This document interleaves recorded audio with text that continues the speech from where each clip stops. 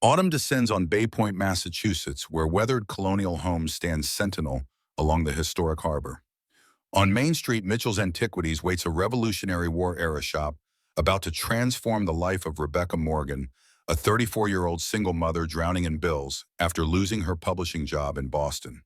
When she unlocks the hidden floor safe in her late uncle's office, Rebecca discovers a treasure concealed since America's earliest days, a silver disc etched with ciphers and a map bearing George Washington's own handwriting. What she's about to uncover won't just resurrect a devastating secret buried for nearly 250 years, but will awaken shadowy government forces willing to do anything to keep the truth from coming to light. The rain tapped against the windshield as Rebecca Morgan's aging Honda struggled up the winding coastal road. Beside her, 11-year-old Daniel peered through fogged glass at the slate-gray Atlantic that appeared and disappeared between century-old buildings. "Is that it, Mom?" Daniel pointed at a weathered storefront with a hand-painted sign, Mitchell's Antiquities. Even through the dreary afternoon, the faded gold lettering retained a hint of its former elegance. Rebecca checked the address against the letter in her lap. "That's it, 238 Harbor Street." She couldn't mask the uncertainty in her voice. After being laid off from her editing position at Hartwick Publishing 3 months ago, the certified letter announcing her inheritance had seemed like providence. Now facing the shabby exterior, that hope wavered. "It looks like a pirate's hideout," Daniel said, his perpetual optimism finding romance in peeling paint and clouded windows. Since the layoffs and their downsizing to a cramped apartment in Dorchester, he'd retreated into history books and treasure maps, creating elaborate scavenger hunts in their tiny living space and the adventures to escape a reality growing increasingly precarious. As they sat contemplating their inheritance, a woman in a yellow raincoat hurried toward them, waving with unexpected enthusiasm. She appeared to be in her 70s, silver hair pulled into a practical bun, her face etched with lines that spoke of both hardship and laughter. "You must be James Mitchell's people," she called as Rebecca rolled down her window. "I'm Ruth Henderson. Been running the place since your uncle's health declined. Wondered when you'd arrive." Rebecca stepped out into the light drizzle, extending her hand. "I'm Rebecca Morgan, and this is my son Daniel. I didn't really know Uncle James. I think I met him twice at family reunions when I was young." Ruth nodded knowingly. James was a peculiar man. Lived in Bay Point his whole life, but always seemed like he was just passing through. Called himself a custodian of the past, whatever that meant.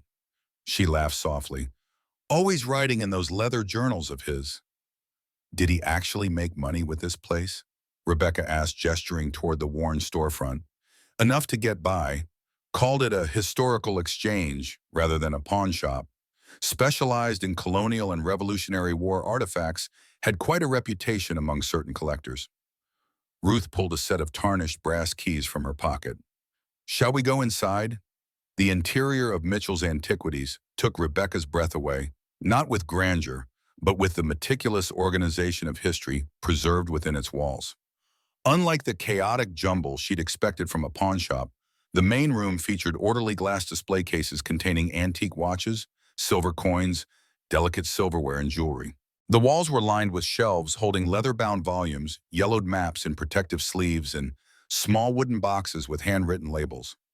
"Uncle James lived here?" she asked, noticing a small apartment area visible through a doorway at the rear. "Moved in about 15 years ago after selling his house," Ruth confirmed. "Said he needed to be with his collection day and night. Electricity works fine. The plumbing's temperamental but functional. There's a small kitchen and bathroom in the back apartment." As Ruth showed them around, Daniel wandered toward a display case containing Revolutionary War items, a tarnished compass, what appeared to be a soldier's journal, and several coins. "Mom, check this out," he called, his face pressed against the glass. Inside was a small silver button engraved with an eagle design. "That's from a Continental Army officer's uniform," Daniel explained with authority. "Your boy knows his history," Ruth remarked, clearly impressed. "James would have appreciated that. He always said the younger generation had forgotten where we came from." That evening, they ordered pizza and explored the small apartment.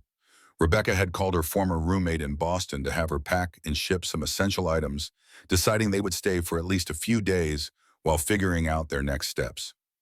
When Daniel finally fell asleep on the fold-out couch, Rebecca examined the stack of leather-bound journals she'd found on the bedside table. They chronicled James Mitchell's research into what appeared to be a lost portion of Continental Congress Treasury funds and valuables hidden from British forces during the Revolutionary War and somehow never recovered or documented in official histories. One entry from 5 years earlier caught her attention, April 18, 2020. Professor Hayes confirmed the markings on the silver disc match fragments found in Washington's field secretary's personal effects at the Princeton Historical Society. This suggests the coding system was known to Washington's inner circle and used for sensitive communications. The founding reserve appears more significant than previously believed, not simply war funds, but something the founding fathers deemed essential for the future security of their envisioned nation. The men who hid these caches took their secrets to their graves with only encoded maps and keys passed down through designated guardian families. The Mitchell family's role has been to protect not just our portion of the map, but the key to its decoding. I've identified 4 other potential guardian families, but approaching them directly poses risks. There are powerful interests who would prefer this history remain buried. Rebecca closed the journal, her mind racing. What had she inherited? Was this just the elaborate fantasy of an eccentric old man, or had her uncle actually been tracking a genuine historical mystery? And who were these powerful interests he mentioned? The next morning, Ruth returned as promised, bringing coffee and fresh pastries from the bakery down the street. When Rebecca cautiously asked about James's research into Revolutionary War artifacts, Ruth's typically cheerful expression grew serious. "So you found his journals," she said, glancing toward the back office. "I wondered if he'd leave them for you." James was passionate about early American history, particularly the financial measures taken to fund the Revolution. Most people thought he was just an enthusiastic amateur historian, but there were occasionally visitors who seemed very interested in his research. "What kind of visitors?" Rebecca asked, keeping her voice low, as Daniel explored the shop's inventory. "Men in expensive suits who didn't introduce themselves properly. About 3 years ago, 2 of them offered to buy the shop and all its contents for well above market value. James refused." Ruth hesitated. "After that, there was a break-in. Nothing obvious was taken, but James installed better locks and became even more private about his work." This information sent a chill through Rebecca. She hadn't mentioned the floor safe or its contents, and now wondered if she should keep them secret, even from Ruth, who seemed genuinely fond of her uncle. Later that day, while Ruth minded the shop, Rebecca visited Bay Point Community Bank to access James's safety deposit box. Inside, she found the property deed insurance documents in a sealed envelope containing another key smaller and more modern than those to the shop, with a tag labeled Storage Unit 14, Bay Point Marina. The storage unit turned out to be a small, climate-controlled space near the town's harbor. Inside were carefully organized filing cabinets and archival boxes, each meticulously labeled with dates and content descriptions. One entire wall was covered with a large corkboard, creating what looked like an investigation board from a detective movie, photographs of historical documents, maps and locations connected by colored strings, with handwritten notes attached to each item. At the center was a reproduction of a letter dated July 1777, apparently from George Washington, to a Colonel William Freeman. "The Continental Treasury must be secured from British capture. You are hereby authorized to implement the dispersal plan as discussed. Select 13 men of unimpeachable character, each to secure one portion. The coded maps must remain separate, as must the key. When victory is secured, the reunification of these assets will provide the foundation for our new nation's future." Surrounding this central document were photographs of historical sites across Massachusetts, Rhode Island, and Connecticut, many marked with the same strange symbols that appeared on the silver disc. Pushpins in different colors connected locations, creating what appeared to be multiple possible routes or connections. As Rebecca studied the board, she noticed a modern satellite map with several locations circled in red. One circle marked the location of Mitchell's Antiquities itself. Another highlighted an area about 20 miles north labeled Liberty Point Light. Her phone buzzed with a text from Ruth. "Man asking questions about James's research. Says he's from Federal Heritage Preservation Department. Never heard of him before. Thought you should know." Rebecca's heart raced as she quickly photographed the investigation board and gathered a few folders labeled Freeman Correspondence and Washington's Treasury Directive. Whatever her uncle had been researching, others were clearly interested in it, and now they knew she had inherited the shop. Returning to find Daniel helping Ruth price some new inventory, Rebecca was introduced to Professor William Hayes from Bay Point College's History Department, a tall, bearded man in his 50s with kind eyes behind wire-rimmed glasses. Your uncle and I collaborated on several research projects, Hayes explained after Ruth had left for the day. James was convinced he had found evidence of a hidden Continental Congress Treasury funds and valuables secreted away during the Revolution that were never recovered or recorded in official histories. That sounds far-fetched, Rebecca said cautiously, not revealing what she'd already discovered. Most hidden treasure stories are, Hayes agreed with a smile. But James had assembled compelling evidence correspondence between Washington and his Treasury officials, encoded maps that aligned with known Revolutionary War sites and family histories of 13 guardian families tasked with protecting different pieces of the puzzle. He glanced around the shop. Did he leave you his research materials? Before Rebecca could answer, the shop door opened and a well-dressed man in his 40s entered. He had the polished appearance of someone accustomed to authority, his smile not quite reaching his eyes as he surveyed the space. Ms. Morgan, I'm Thomas Reynolds from the Federal Heritage Preservation Department. He introduced himself, presenting a business card. I've been corresponding with your uncle regarding some historically significant items he claimed to possess. I was hoping we might discuss the possibility of acquiring them for proper preservation in our secure facilities. Something in his manner, perhaps too smooth, too practiced, triggered Rebecca's caution. She noticed Professor Hayes stiffen slightly at the introduction. I'm still inventorying my uncle's collection, she replied, non-committally. I'm not making any decisions about sales until I understand what I'm dealing with. Of course, Reynolds smiled. But I should mention that items of national historical significance sometimes fall under special regulatory frameworks. My organization works closely with federal agencies to ensure proper handling of such artifacts. Here's my card. I'll be in town for several days and would be happy to assist with appraisals. After Reynolds departed, Hayes's professional demeanor gave way to visible concern.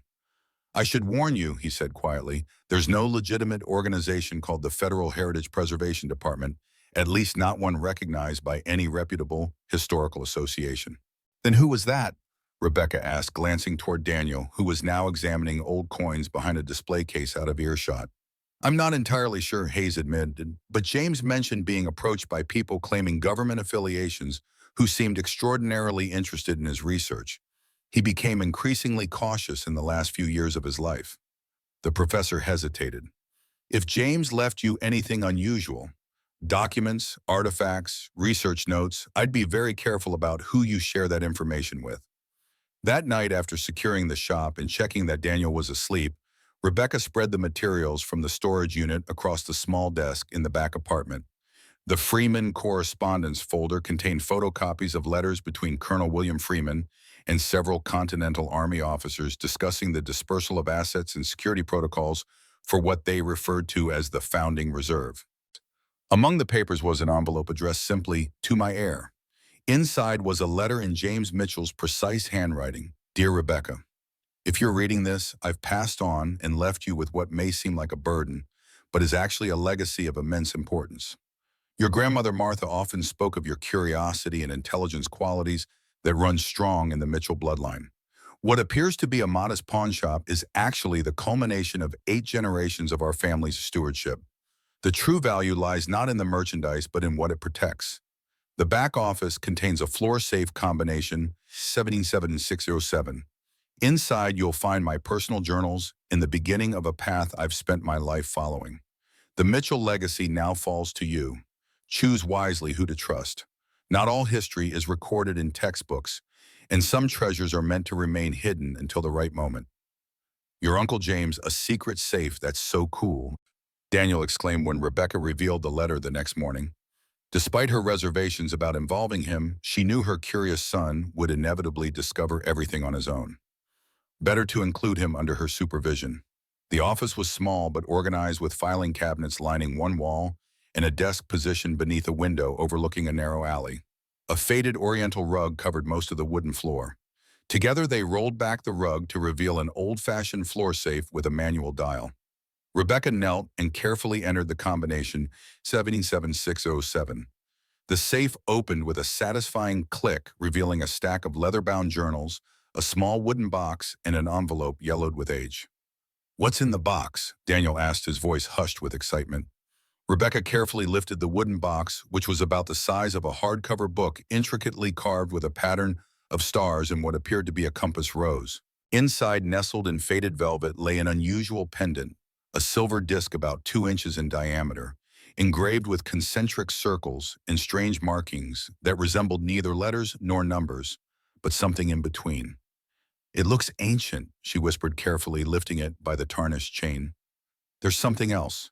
Daniel pointed to a small compartment in the box's lid. Inside was a folded piece of parchment, brittle with age. As Rebecca carefully unfolded it, they saw it was a small, hand-drawn map. The ink faded to a sepia tone. It showed what appeared to be a coastline with several locations marked with cryptic symbols that matched some of those on the pendant. "Mom, this looks like the North Shore," Daniel said, his passion for geography evident. "See, this could be Cape Ann, and this inlet might be Bay Point Harbor before modern development." Rebecca picked up the most recent journal from the safe opening to the first page, July 4, 2023. "I have verified the authenticity of the Freeman letter, confirming the silver disc is indeed the key described in Washington's correspondence. The markings align with the survey markers on Prescott's original maps, but the location of the primary cache remains elusive. My research suggests the Continental Congress dispersed the treasury among 13 trusted patriots when British capture of Philadelphia seemed imminent.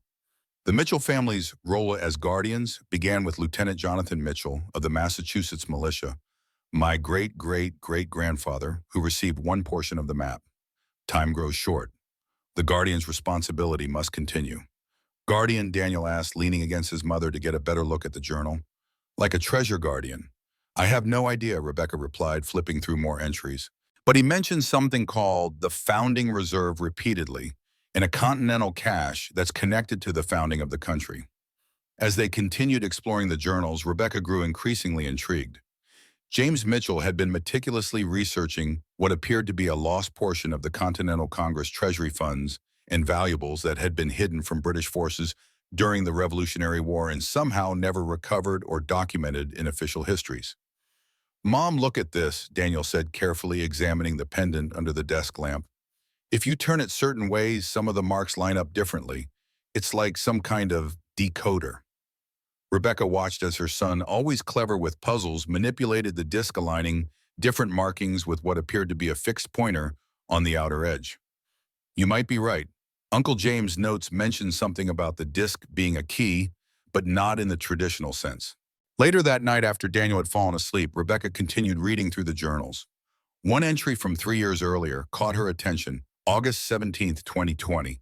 Professor Hayes confirmed the markings on the silver disc match fragments found in Washington's field secretary's personal effects at the Princeton Historical Society. This suggests a coding system was known to Washington's inner circle and used for sensitive communications. The founding reserve appears more significant than previously believed, not simply war funds, but something the founding fathers deemed essential for the future security of their envisioned nation.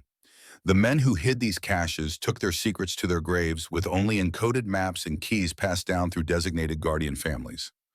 The Mitchell family's role has been to protect not just our portion of the map, but the key to its decoding. I've identified 4 other potential guardian families, but approaching them directly poses risks. There are powerful interests who would prefer this history remain buried. Rebecca closed the journal, her mind racing.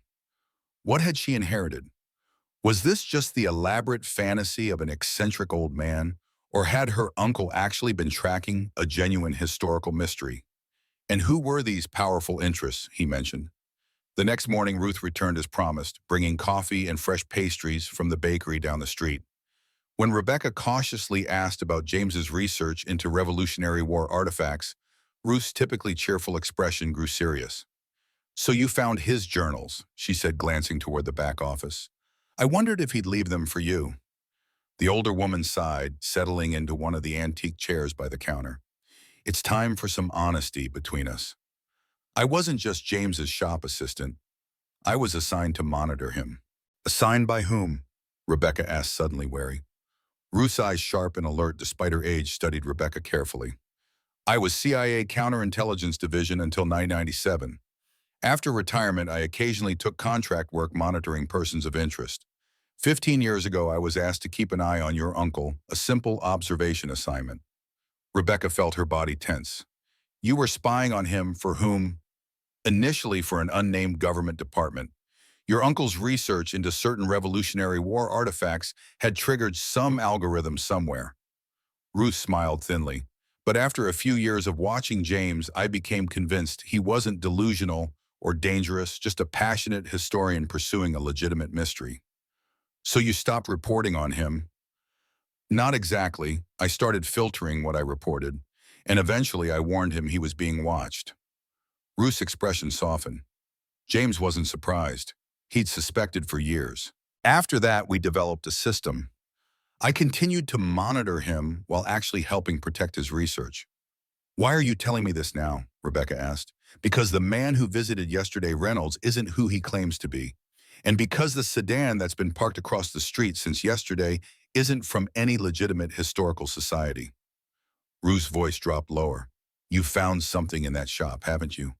Something your uncle left specifically for you? Rebecca hesitated, then nodded slowly. A floor safe. It contained journals, maps, and a silver disc with strange markings. The Mitchell key, Ruth whispered. James believed it was the master decoder for a set of hidden Revolutionary War caches. Did you find his storage unit as well? Yes, there's an entire investigation board there. Ruth nodded. James was convinced that 13 families were entrusted with protecting different pieces of a puzzle, what he called the Founding Reserve.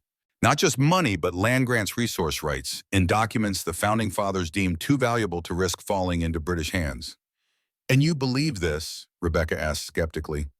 I've seen enough evidence to believe James wasn't chasing fantasies, Ruth replied.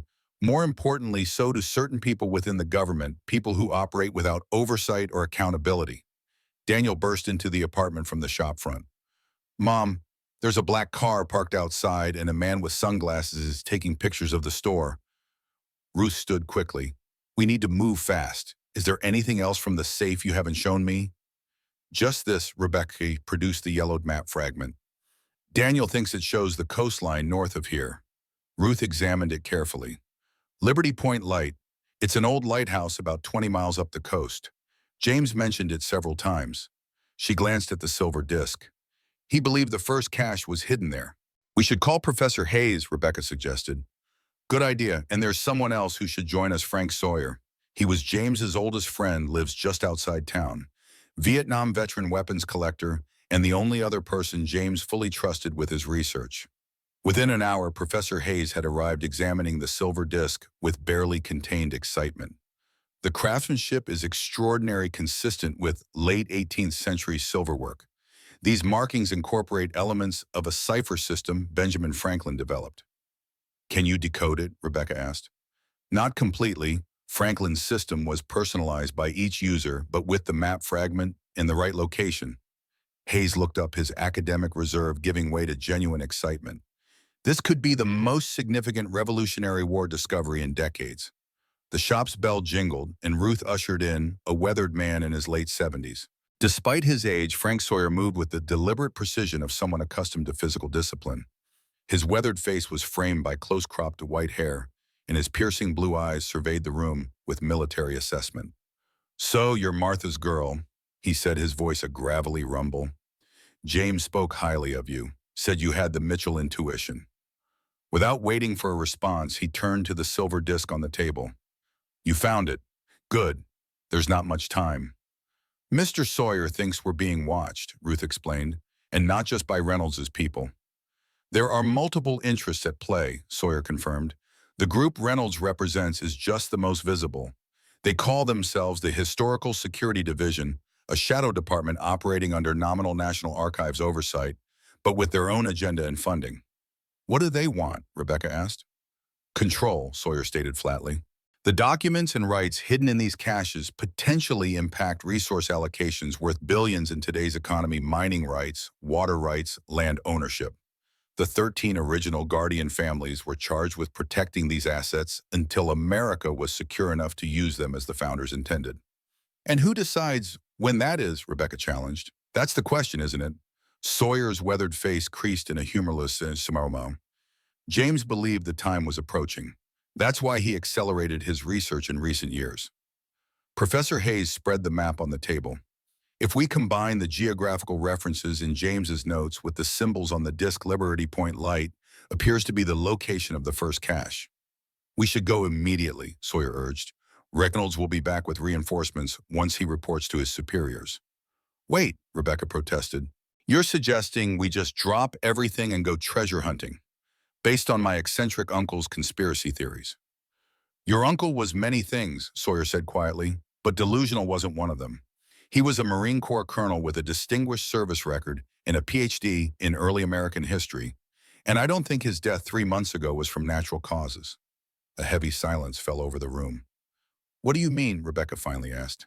James contacted me 6 months ago, very excited. Said he'd made contact with another Guardian family in Connecticut, the Bradfords. He was planning to meet them when he suddenly fell ill. The official cause was a stroke, but James had no history of cardiovascular problems. Are you suggesting he was murdered? Hayes asked, clearly shocked. I'm suggesting we exercise extreme caution, Sawyer replied, and that we secure whatever your uncle discovered before others do. Rebecca looked at Daniel, who was listening with wide-eyed fascination. Every maternal instinct urged her to grab her son and flee back to Boston, to forget about silver discs and secret caches. But something deeper, perhaps the Mitchell intuition Sawyer had mentioned, told her there was truth behind her uncle's research. If we do this, she said slowly, we do it carefully. Daniel stays somewhere safe. Mom, Daniel protested immediately, I'm the one who figured out how to align the disc. You need me? He's right, Ruth said gently. Daniel has already demonstrated an aptitude for the cipher system, and separating might be more dangerous. Together we can protect him. Rebecca's phone buzzed with a text from an unknown number. Your uncle left you more than a shop. They're coming. Trust no one claiming government authority. Bradford. It seems the Bradford family has found you, Sawyer observed, reading over her shoulder. Decision time, Ms. Morgan. We either secure whatever's at Liberty Point, or we wait for Reynolds and his people to take it. Rebecca thought of the financial pressures crushing her family, of the desperation that had brought them to Bay Point, and of her uncle's belief that the Mitchell family had a responsibility spanning generations. We'll go to Liberty Point, she decided. But at the first sign of danger, we're turning back. This isn't worth risking our lives.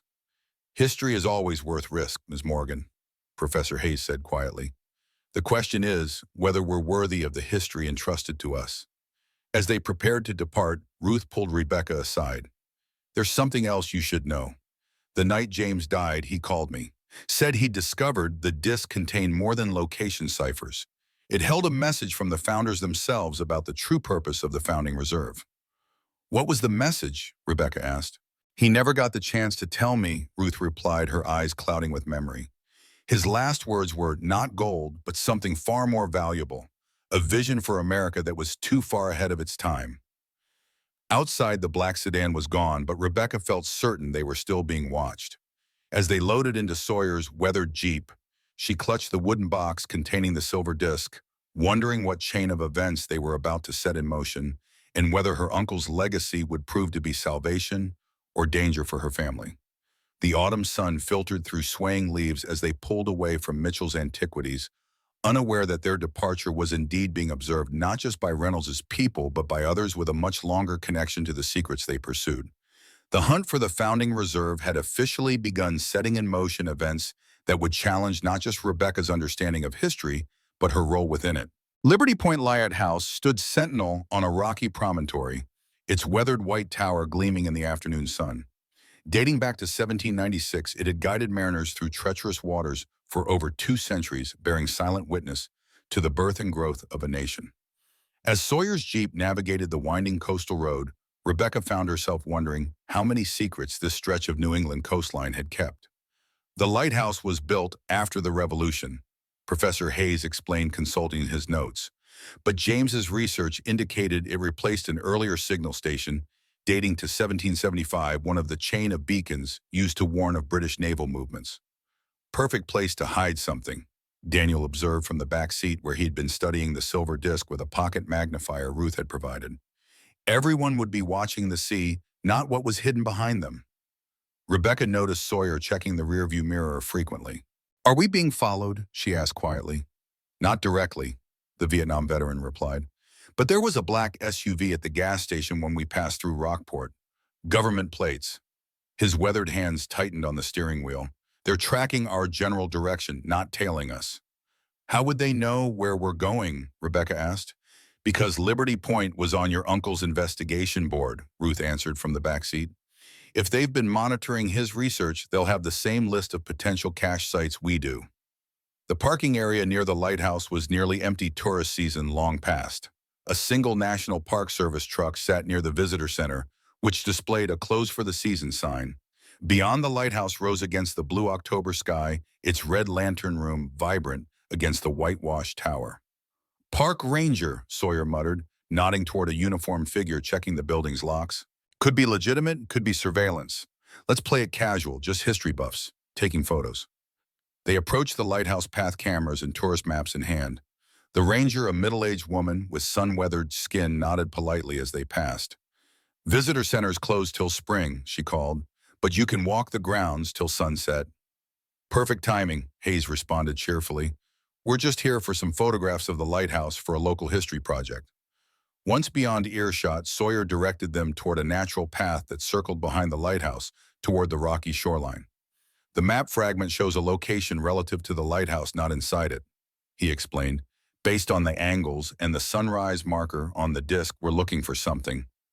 "There," Daniel interrupted, pointing to an outcropping of granite boulders arranged in an unusual formation about 50 yards from the lighthouse base. "That matches the pattern on the edge of the disk."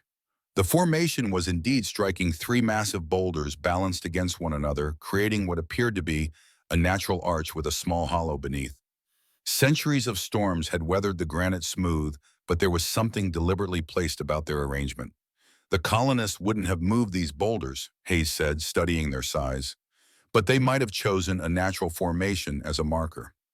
Daniel walked ahead, turning the silver disc in his hands as he approached the stone arch. "Mom, look at this," he called excitedly. "When you stand at exactly the right angle, these lines on the disc match up perfectly with the shape of the rocks."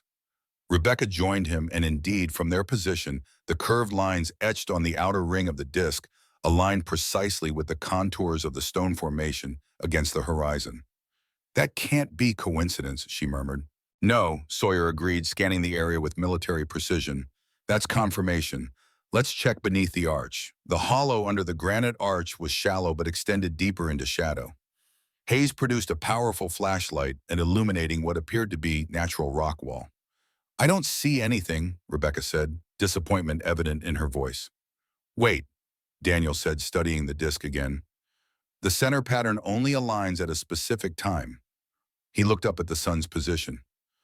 "Uncle James's journal mentioned the eye of heaven at midpoint. I think that means noon when the sun is directly overhead." Hayes checked his watch. "It's nearly 3. We've missed it for today." "Or," Ruth suggested, "we create our own noon." She took the flashlight from Hayes and positioned it directly above the hollow, creating artificial noon illumination. As the powerful beam shone downward, Daniel rotated the silver disc until its center pattern cast a shadow on the rock wall, a shadow that perfectly aligned with what now became visible, faint markings etched into the stone, nearly identical to symbols on the disc itself. "It's a guide," Daniel whispered reverently, "like an ancient combination lock." Under Daniel's direction, Sawyer pressed specific points on the rock wall in the sequence indicated by the alignment.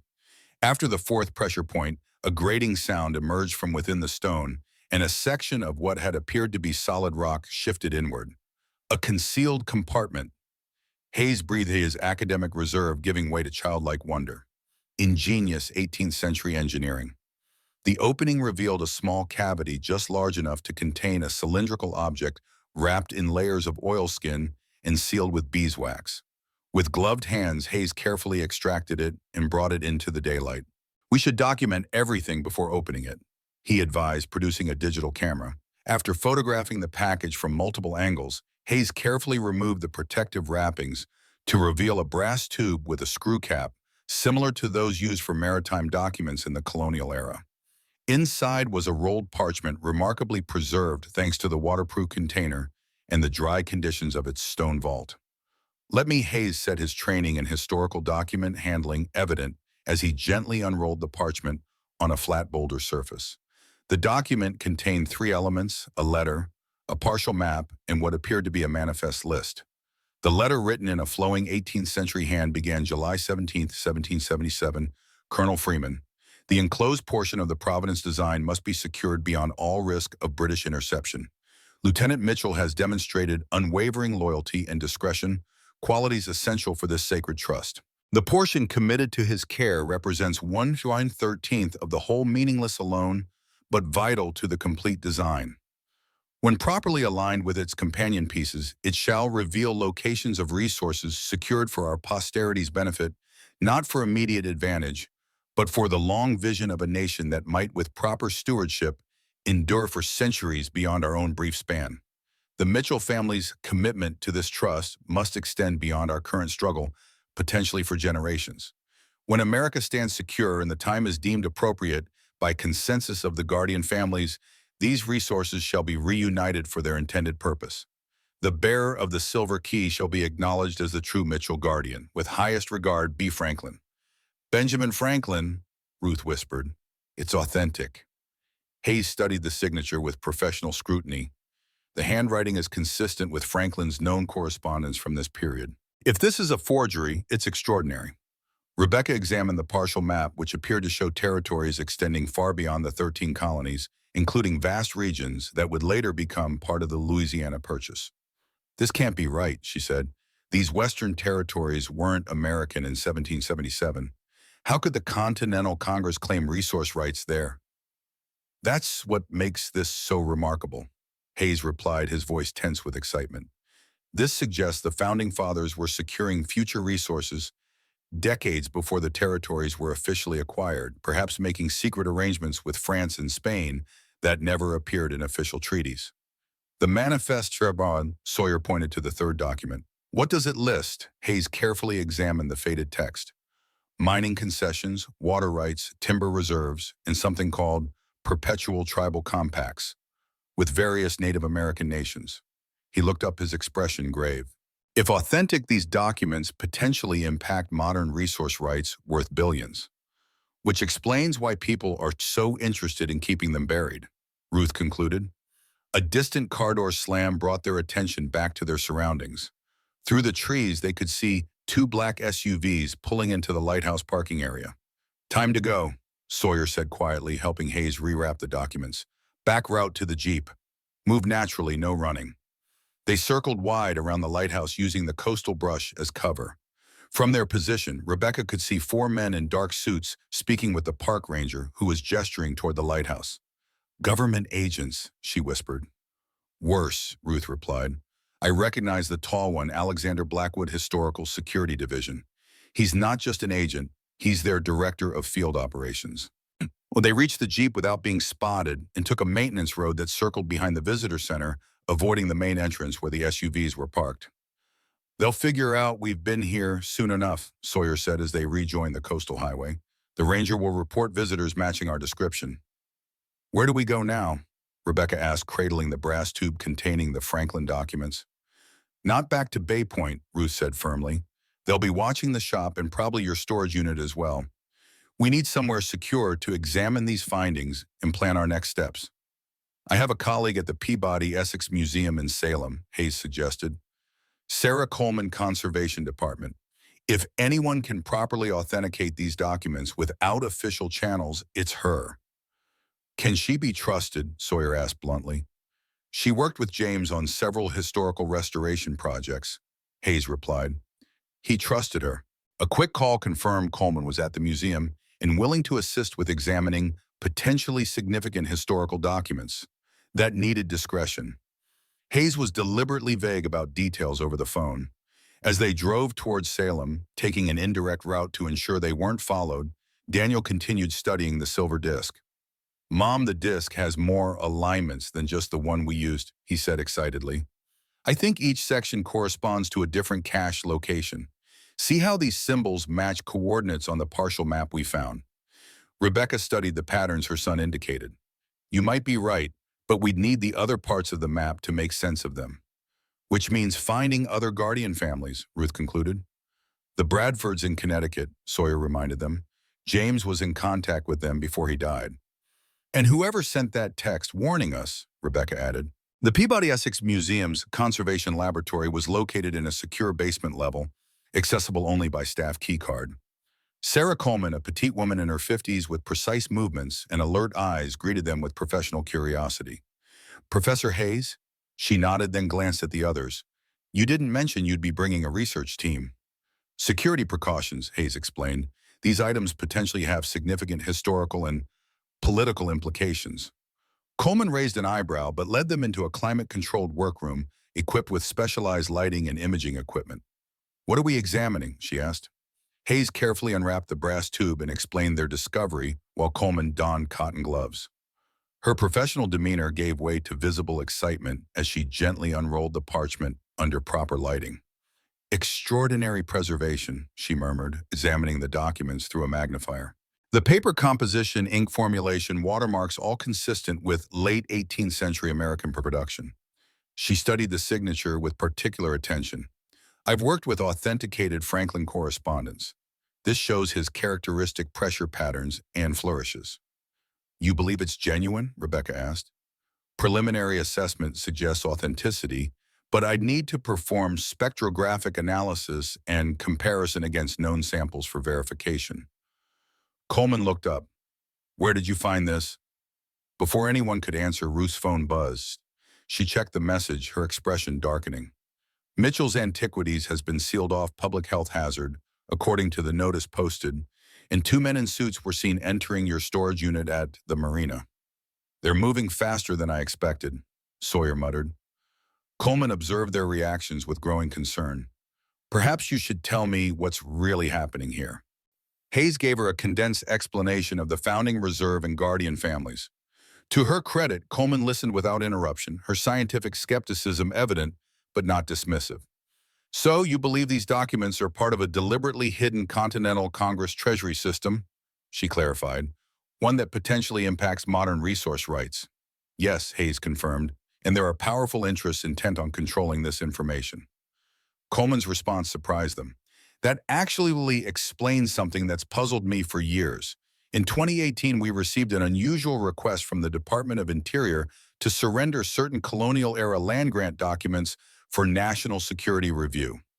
When our curator questioned the legal basis, the request was withdrawn, but one of our board members was approached privately with veiled threats about federal funding. What happened to the documents? Ruth asked. We digitized everything and secured the originals in an undisclosed location, Coleman replied with a thin smile. Museum conservators can be quite protective of historical artifacts. She turned to the Franklin letter with renewed interest. These tribal compacts mentioned here, they could be revolutionary in both senses of the word.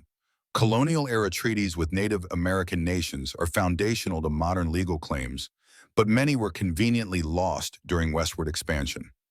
So these documents could impact modern land claims? Rebecca asked. Potentially, yes, especially if they established rights that predated later government actions. Coleman's expression grew serious. No wonder people are chasing these. You're not just holding historical curiosities, you're holding legal precedents that could reshape resource rights across the continent. We need to secure these documents and locate the other caches, Sawyer said, before Blackwood and his people do. I can create higher resolution digital copies, Coleman offered. Multiple secure backups, impossible to suppress or alter. As Coleman worked with her equipment, Rebecca pulled Hayes and Ruth aside. We need to contact the Bradford family in Connecticut, she said quietly. If they were in touch with my uncle, they might have crucial information, maybe even their portion of the map. It's risky, Ruth cautioned, but necessary. James's notes mentioned Eleanor Bradford in New Haven. I'll make the call, Hayes offered. Academic credentials might seem less suspicious if anyone's monitoring communications. While Hayes stepped away to place the call, Daniel approached with the silver disc.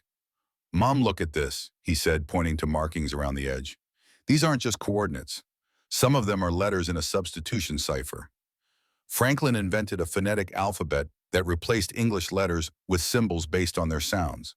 You've been researching Franklin's ciphers? Rebecca asked, impressed. Daniel nodded. On the museum's computer. Ms. Coleman gave me access to their digital archives. He pointed to patterns on the disk's outer ring. I think there's a message encoded in the disk itself, something separate from the location markers. Your uncle believed the same thing, Ruth said. His final journal entries mentioned a message from the founders embedded in the disk's design. Hayes returned his expression cautiously optimistic. I reached Eleanor Bradford. She was understandably suspicious, but when I mentioned James Mitchell and the Silver Key, she agreed to meet us tomorrow morning in New Haven. Did she confirm she's a guardian descendant? Sawyer asked. Not explicitly, but she asked if we had the Mitchell portion of the Providence design, using the exact same terminology from Franklin's letter. Providence design, Rebecca repeated, not founding reserve. Different guardian families might use different terms, Ruth suggested. Passed down through generations, possibly altered slightly in the telling. Coleman approached with a secure flash drive. Digital copies highest resolution with multiple encryption layers. Whatever happens to the originals, these records will survive. She handed the drive to Rebecca. I've also prepared proper archival housing for the documents themselves. Thank you, Rebecca said, suddenly overwhelmed by the responsibility they were shouldering. We need somewhere to stay tonight, somewhere not easily traced. I have a suggestion, Coleman offered. My brother owns a fishing cabin on Plum Island. No rental records, no digital footprint. It's basic but secure. As they prepared to leave, Rebecca pulled Daniel aside. How are you doing with all this? It's a lot to process. The boy's eyes shone with excitement beneath his serious expression. It's like all my history books coming to life, Mom. All those people we read about, Washington, Franklin, they were real people who touched these things, who created this puzzle for us to solve centuries later. Rebecca felt a surge of maternal pride mixed with concern. Her son was rising to this extraordinary circumstance with remarkable adaptability, but they were also involving him in something potentially dangerous. Just stay close to me, okay? No wandering off, no matter how exciting the history is. Daniel nodded solemnly. I promise. Besides, you need me. I'm the best code breaker we have. The fishing cabin proved to be exactly as described, rustic but functional, nestled among pine trees with a view of Plum Island Sound. Sawyer performed a thorough security check before allowing everyone inside, then positioned himself on the small porch with a clear view of the only access road. Old habits, he explained when Rebecca questioned his vigilance. In Vietnam, I learned that sunset and dawn are when you're most vulnerable. Inside, they spread their discoveries across the cabin's wooden table. The Franklin documents, the silver disc, the partial map, and James Mitchell's journals. Hayes connected his laptop to Coleman's flash drive, displaying high-resolution images of the documents on the screen. If we overlay the partial map with modern boundaries, he demonstrated, you can see these resource markers extend across what would become Ohio, Kentucky, Tennessee, and parts of the Louisiana Territory, lands not formally American until decades after this map was drawn. How is that possible? Rebecca asked. The Continental Congress couldn't grant rights to territories it didn't control. Actually, Hayes countered, there's historical precedent. The colonial charters from the British Crown often granted rights extending westward to the South Sea, the Pacific Ocean, long before those territories were explored, much less controlled. But this goes beyond vague territorial claims, Ruth observed. These are specific resource locations, mineral deposits, timber stands, water sources mapped with remarkable accuracy for the 1770s. And these perpetual tribal compacts, Daniel added, reading from the manifest. What are those? That's where this gets truly revolutionary, Hayes explained. If I'm interpreting this correctly, Franklin and possibly other founding fathers established secret agreements with Native American nations, guaranteeing them certain territorial rights and resource shares in exchange for alliance against the British. Agreements that were later broken by the U.S. government, Rebecca concluded. Precisely, which makes these documents potentially explosive from a legal standpoint. They could support tribal claims that have been dismissed for centuries due to lack of documentary evidence. Ruth's phone buzzed with an incoming message. She checked it, her expression grim. My contact in Bay Point reports that Mitchell's Antiquities was searched thoroughly. They removed boxes of materials and installed surveillance equipment. They're not even pretending to be subtle anymore, Sawyer commented from the doorway. There's something else, Ruth continued. A forensic team was observed entering the building afterward. They seem particularly interested in the floor safe. Looking for fingerprints, Sawyer surmised. They'll have yours and Daniel's now, which means they can track you through any system connected to federal databases. The implications settled heavily on Rebecca. They weren't just amateur historians pursuing an interesting puzzle anymore. They were fugitives from a powerful government entity willing to use sophisticated surveillance techniques to find them. Maybe we should just turn everything over to them, she suggested, maternal instinct flaring. This isn't worth putting Daniel in danger. Mom, no, Daniel protested immediately. Uncle James trusted you with this. He knew you'd do the right thing. And what is the right thing? Rebecca challenged. Running from government agents hiding in fishing cabins. The right thing, Sawyer said quietly from the doorway, is ensuring these documents aren't suppressed again. James believed this information belonged to the American people, all of them, not just those with power and connections. He's right, Hayes agreed. If authentic and everything suggests they are, these documents reveal a vision of America that includes honoring commitments to indigenous peoples and managing resources for long-term sustainability rather than short-term profit. Those were revolutionary concepts in the 1770s. They remain challenging today. Rebecca looked at the earnest faces around her, her son's determination, Hayes's scholarly passion, Ruth's quiet resolve, Sawyer's weathered vigilance. These strangers had become allies in a cause that transcended personal safety. All right, she conceded. We meet with Eleanor Bradford tomorrow, but we need a better plan than just running and hiding. I've been thinking about that, Ruth said. The Historical Security Division operates in shadows using official authority as cover. What they fear most is public exposure. You're suggesting we go public with this, Hayes asked. Not yet, Ruth clarified, but we create insurance secure copies of everything we discover distributed to multiple trusted sources set to release automatically if anything happens to us.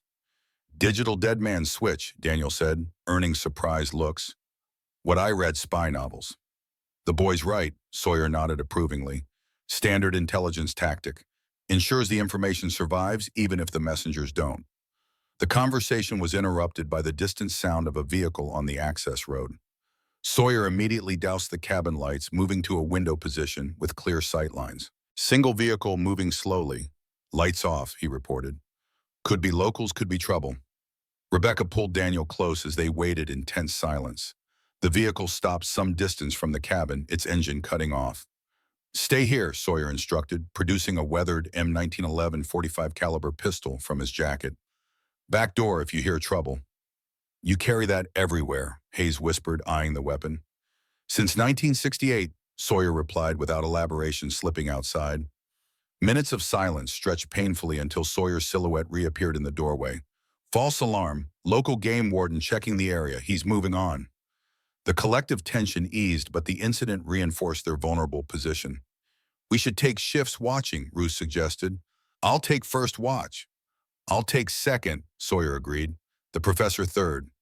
What about me? Rebecca asked. You need rest, Ruth said gently. Tomorrow will be challenging. Despite her exhaustion, Rebecca found sleep elusive. Beside her on the narrow cabin bed, Daniel slumbered peacefully, the silver disc still clutched in his hand. Through the small window, she could see Ruth's silhouette on the porch, a sentinel figure against the starlit sky. How had her life transformed so dramatically in just 3 days? From unemployed editor, struggling with bills, to fugitive guardian of Revolutionary War secrets, pursued by shadowy government agents. The absurdity might have made her laugh if the danger weren't so palpable. Yet beneath the fear ran a current of purpose she hadn't felt in years. Her professional life as an editor had involved shepherding other people's words and ideas. Now she found herself at the center of a story more significant than any she'd ever worked on, one with the potential to reshape understanding of America's founding principles. Dawn arrived with thin coastal fog shrouding the pine trees.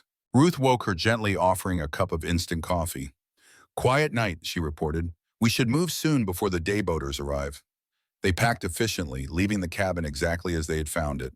Sawyer's Jeep was hidden beneath camouflage netting in a stand of pines, another old habit from his military days.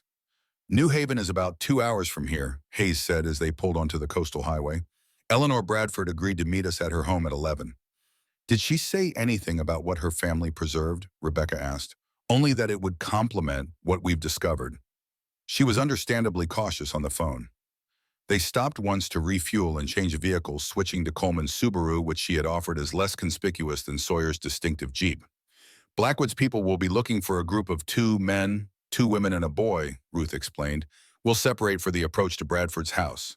Less noticeable that way. New Haven greeted them with the dignified architecture of a city steeped in colonial history. Eleanor Bradford's residence proved to be an elegant Victorian in the historic district, set back from the street behind wrought iron fencing. Following Ruth's plan, they approached separately Hayes and Ruth first, then Sawyer with Rebecca and Daniel last. They reconvened on the wide porch where an ornate brass knocker shaped like a ship's wheel adorned the heavy oak door.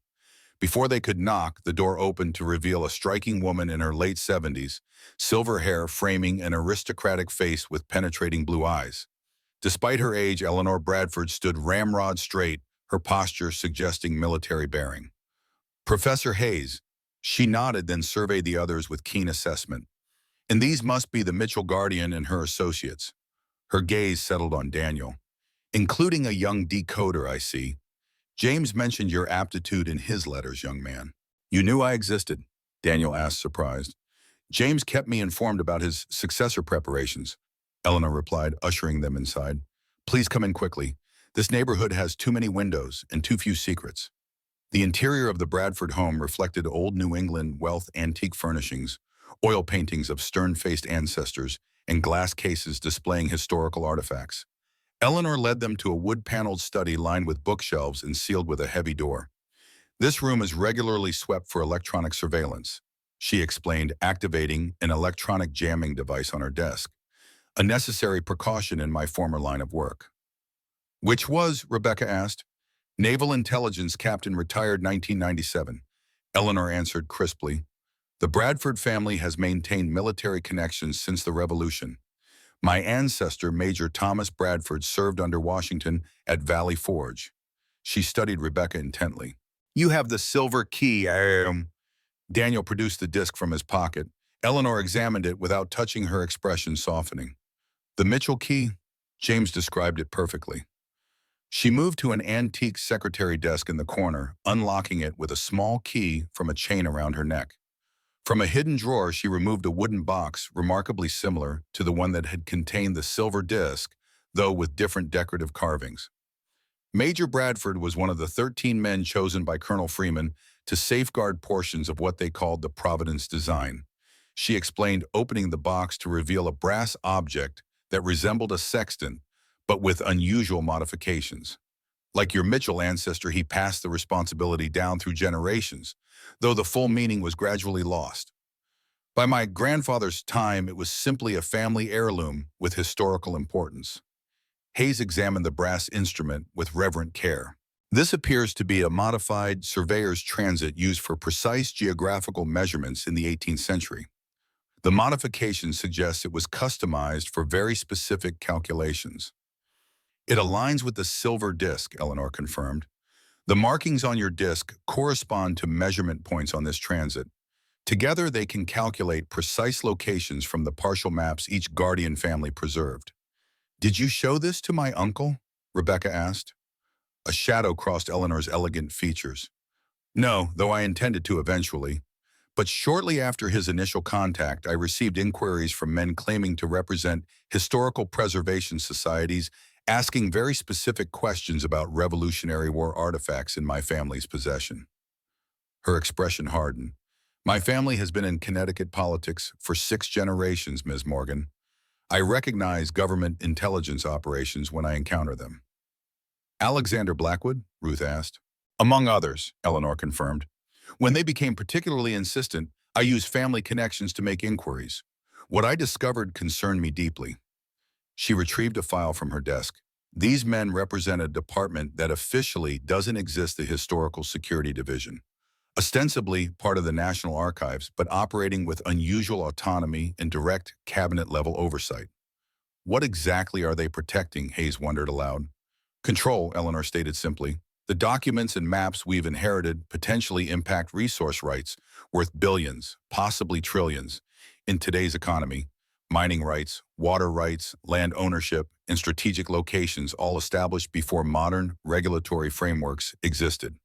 The implications were staggering. If the Founding Fathers had indeed secured these rights through secret arrangements, the legal ramifications would be enormously complex. Who would control these resources today? The federal government, state governments, the descendants of the original guardian families. After James's first visit, Eleanor continued, I contacted the Thornton family in Connecticut. They confirmed they also maintained certain Revolutionary War artifacts, including a partial map with markings similar to those on the disc you've described. The guardian families are still out there, she said, though most no longer understand the significance of their inheritance. How many have you located? Hayes asked. 5, including your family, Eleanor replied, and I believe I know the general location of 3 of the caches, though I've never attempted to access them. Why not? Daniel asked, speaking up for the first time since their arrival. Eleanor smiled at the boy, her severe expression softening. A fair question, young man. Partly out of respect for the original intent that the caches should only be opened when all guardian families agreed the time was right, but mostly because I understood that opening one cache alone would likely bring unwanted attention without providing complete information.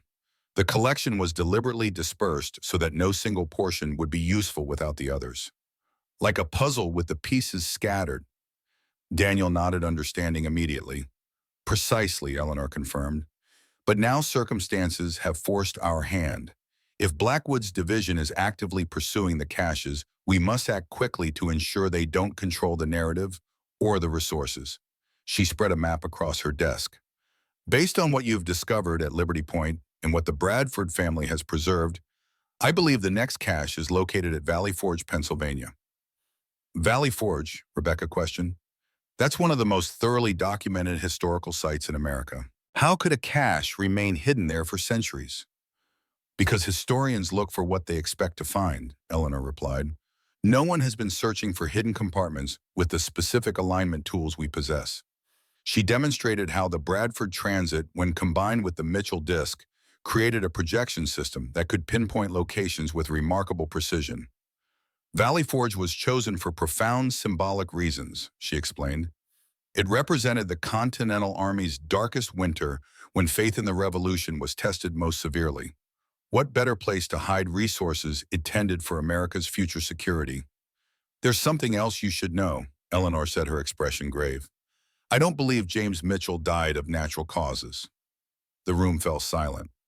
What makes you say that? Sawyer asked, his voice tight. Because 2 days before his reported stroke, he called me extremely agitated. Said he'd been followed from the library to his shop. Described the men one tall with a distinctive silver ring. Blackwood wears a Naval Academy ring, Ruth said quietly. James also mentioned he believed someone had accessed his storage unit, Eleanor continued. Said certain files had been disturbed, though nothing was missing. Classic intimidation technique, Sawyer muttered. Let the target know they're being watched. That night was the last time we spoke, Eleanor concluded. 2 days later, I received news of his death. The timing was too convenient to be coincidence. Rebecca felt a cold weight settle in her stomach. If these people had killed her uncle, what would they do to her and Daniel if they were caught? We need to reach Valley Forge before Blackwood realizes where we're headed, Ruth said, breaking the tense silence. Not all of us, Eleanor countered. Too conspicuous. A smaller team should go, perhaps Ms. Morgan, the boy, and Professor Hayes. Their connection to academic research provides plausible cover if questioned. I'm going too, Sawyer stated flatly, brooking no argument.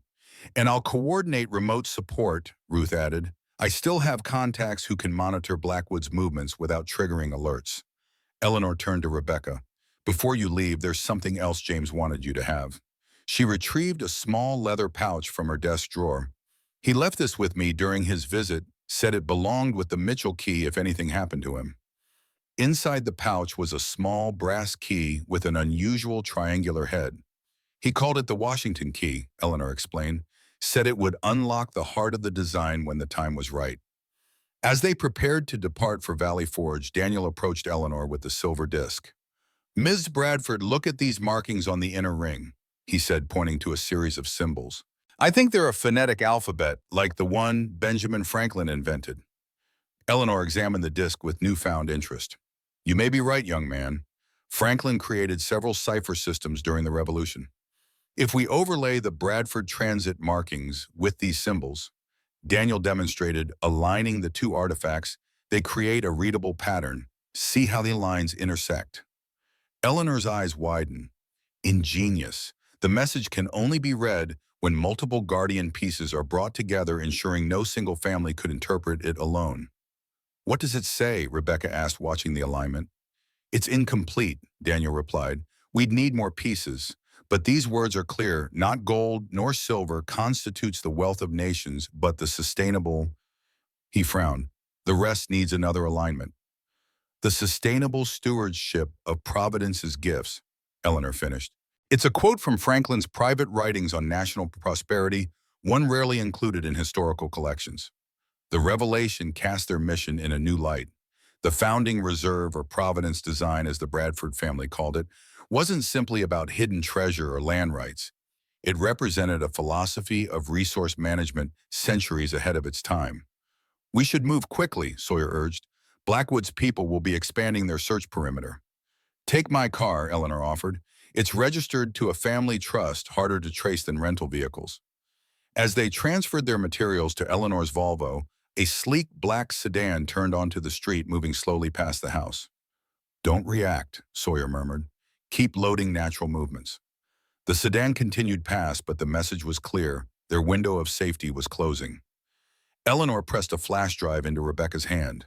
Everything I've compiled on the Guardian families and cache locations. There's also contact information for James Livingston in Philadelphia, another Guardian descendant who can help you at Valley Forge. Their goodbyes were brief, the urgency of their situation allowing no time for extended farewells. As Eleanor's Volvo pulled away from the historic New Haven neighborhood, Rebecca glanced back to see the elderly woman watching from her porch, straight-backed and resolute, a modern Guardian, continuing a centuries-old mission. Valley Forge is about 4 hours from here, Hayes said, consulting a map. If we push through, we can arrive before dark. Assuming we're not intercepted, Sawyer added grimly from the driver's seat, his weathered hands steady on the wheel. The highway stretched before them, carrying them deeper into a mystery that had remained hidden since America's earliest days, and toward confrontation with forces determined to ensure some secrets stayed buried. In the back seat, Daniel studied the silver disc, the Washington key, and his notes on Franklin's cipher system, his young face set with determination that mirrored his mother's. The Mitchell family's Guardian legacy had skipped generations before landing on this unlikely pair, an unemployed editor and her history-loving son. As the miles passed, Rebecca found herself wondering what James Mitchell had seen in her that made him believe she was equal to this extraordinary responsibility. Perhaps the same qualities that had helped her survive as a single mother: persistence, adaptability, and fierce protection of what mattered most.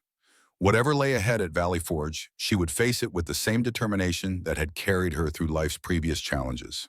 Not just for the historical significance of their discovery, but for the vision it represented: an America founded on principles of sustainability and equitable stewardship, values worth preserving for generations yet unborn. The afternoon sun cast long shadows across the highway as Eleanor Bradford's Volvo carried them toward the next piece of a puzzle laid down by visionaries nearly 250 years earlier. Men who had designed a legacy meant to outlast their own brief lifetimes and secure Providence's gifts for a nation they would never see. Valley Forge National Historical Park stood silent in the fading October light, its rolling meadows and reconstructed log cabins bathed in the amber glow of sunset. As Eleanor Bradford's Volvo approached the Visitors Center, Rebecca was struck by the hallowed atmosphere of this place where Washington's army had endured the brutal winter of 1777 to 1778, the same winter when the Providence design had been conceived and its components scattered for safekeeping. Park closes at sunset, Sawyer observed, noting the Rangers preparing to lock the main buildings. We need access after hours. James Livingston said he'd meet us at the north parking area, Hayes replied, checking his phone. As a major donor to the park's preservation fund, he apparently has after-hours privileges. They circled to the designated meeting spot where a distinguished man in his 60s stood beside a vintage Jeep Wagoneer. James Livingston had the weathered complexion of someone who spent considerable time outdoors, his silver hair contrasting with alert brown eyes that assessed them as they approached. The Mitchell Guardian, He nodded to Rebecca without preamble. Eleanor said you'd have the silver key. Daniel produced the disc, and Livingston examined it with reverent familiarity. My grandfather described this exactly. The celestial alignment markers around the edge, the phonetic symbols in the inner ring. You're a guardian descendant, Rebecca asked. Seventh generation, Livingston confirmed. Captain Henry Livingston of the Continental Army was entrusted with the preservation of the 13th portion, what we call the cartographer's trust. He glanced at the darkening sky. We should move quickly. I've arranged for the security cameras on the eastern perimeter to experience a maintenance cycle for the next 2 hours. Follow me in your vehicle. Livingston led them past the visitor center to a maintenance road normally closed to the public. They parked in a secluded grove and continued on foot, guided by Livingston's powerful flashlight. Washington deliberately established his headquarters away from the main encampment, Livingston explained as they walked. What few records mention is that a secondary command post was constructed for sensitive communications, a cabin used exclusively by Washington and his most trusted officers. The path wound through a stand of ancient oaks until they reached a small clearing containing a modest log structure. Unlike the reconstructed cabins in the main park, this one showed signs of authentic age, its timbers weathered by centuries. This cabin isn't on the official park tour, Livingston said, producing an old iron key. It's been preserved through private endowment since 1825, ostensibly as a historic site of special military significance. In reality, it has been under guardian protection for generations. The cabin's interior was spare: a simple table, several wooden chairs, a small fireplace, and walls lined with rough-hewn shelves. Livingston activated a battery-powered lantern, casting the space in warm light. According to family records, this is where Washington and Franklin met with Colonel Freeman to finalize the Providence design, he explained, where they determined that America's future resources must be protected from both British seizure and domestic exploitation. But where's the cache? Daniel asked, examining the apparently empty cabin. That's where your disc and this come together, Livingston replied, removing a rolled parchment from a leather case. When unfolded, it revealed a detailed architectural drawing of the cabin itself, covered with annotations in faded ink. Hayes studied the document with professional interest. These markings match symbols on the silver disc. The Livingston contribution to the design, Livingston confirmed. Not a location map, but a structural map showing how the caches were hidden within existing structures. Daniel, who had been examining the cabin's wooden floor, called out excitedly, "Look at these marks in the floorboards. They match the pattern on the outer ring of the disc." Sure enough, subtle notches carved into several floorboards created a pattern that aligned perfectly with markings on the silver disc. When Daniel positioned the disc over these marks, specific symbols illuminated by Livingston's lantern cast shadows on the floor that revealed previously invisible burn markings. The alignment can only be seen under specific light conditions, Livingston explained, a security measure ensuring the cache couldn't be accidentally discovered. Following the shadow pattern, Sawyer identified a section of flooring that seemed to contain a hidden mechanism. With Daniel's guidance using the disc's alignment, he pressed specific points in sequence. A soft click echoed in the cabin, and a section of floorboards shifted slightly. Sawyer carefully lifted the board to reveal a narrow compartment containing a metal box approximately the size of a bread loaf encased in tarnished copper. Unlike the Liberty Point cache, this container featured a small keyhole. "The Washington key," Daniel exclaimed, looking at Rebecca. She produced the triangular brass key Eleanor Bradford had given them. It fit the lock perfectly, turning with a well-preserved mechanical precision that belied its age. Inside the box lay several items: a leather portfolio containing documents, a small leather-bound ledger, and what appeared to be a partial wooden template tied with brass fittings. Hayes, wearing the cotton gloves he now carried routinely, carefully opened the portfolio. "These appear to be land deeds and resource claims," he said, examining the first document. "Dated 1777, bearing Washington's signature and official Continental Congress seals. But the territories described," his voice trailed off in amazement. "These claim mineral rights in regions that wouldn't become American territory until the Louisiana Purchase decades later." Livingston nodded solemnly. The Founding Fathers were playing a long game. Through diplomatic channels and secret negotiations with France and Spain, they secured future resource rights regardless of which European power temporarily claimed territorial control. In this ledger, Hayes continued, gently turning brittle pages, Appears to be a registry of agreements with Native American nations Iroquois, Cherokee, Shawnee, Delaware. He looked up, his academic composure cracking. These are binding treaties acknowledging tribal sovereignty and establishing resource-sharing provisions that were never honored in official U.S. policy. Because they were hidden, Rebecca realized. Suppressed or forgotten after the founders died. Not forgotten by all, Livingston corrected. The Guardian families remembered. But as the young nation expanded westward, those advocating immediate exploitation of resources gradually pushed aside those committed to Washington's long-term vision. The Providence design was increasingly viewed as an inconvenient constraint on manifest destiny. And the template, Sawyer asked, examining the wooden and brass item. Part of a navigation device, Daniel answered before Livingston could respond. The boy had been studying the object intensely. It fits together with the Bradford transit in the Mitchell disk. See these grooves, they're designed to interlock. The boy's right, Livingston confirmed, impressed. Each Guardian family held a component that was meaningless alone, but powerful when combined. The full assembly creates what Franklin called the Providential Navigator, a device capable of precisely locating every resource cache documented in the design. The weight of this discovery settled over them. They weren't just uncovering historical curiosities, they were reassembling a comprehensive resource management system designed by the Founding Fathers themselves, one that established legal precedents, potentially affecting modern resource rights worth untold billions. We need to document everything before moving these items, Hayes advised, producing his digital camera. As Hayes photographed each document, Sawyer kept watch by the cabin door. Vehicle approaching, he suddenly announced. Lights off, moving slowly along the maintenance road. Rangers, Rebecca asked hopefully. Not at this hour, Livingston replied quickly, gathering the artifacts. And not on that road. But Sawyer's expression hardened. We need to move, now. There's a ranger station about half a mile west, Livingston said, securing the copper box in his backpack.